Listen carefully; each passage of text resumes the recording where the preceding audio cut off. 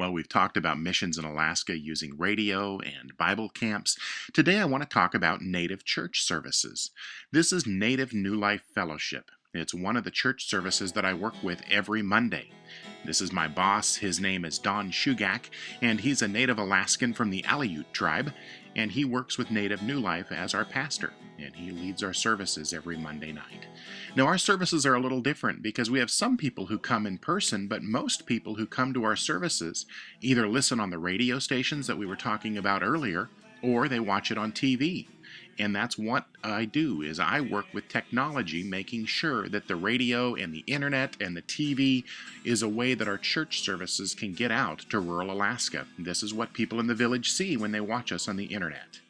To do all this, it takes a lot of wires and a lot of boxes and a lot of crazy technology, so I get to the church early and set up all sorts of DI boxes and snakes and different things like that to allow the technology that we're recording to get out to the villages. And then what happens is we run it through this cool mixer.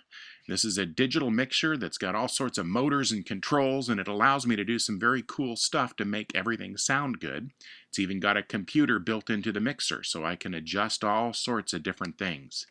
And to make things look good for the cameras, we have a lighting board that we can turn lights on or off and do all sorts of different settings like that.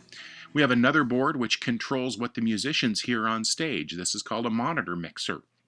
I use this to make sure the guitar players can hear the singers.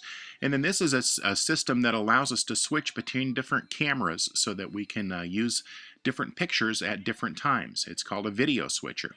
We do all this so that when we're getting people up on the platform, when they're singing or giving a testimony or talking about different things, we can record it in a quality way that people who can't be there can watch.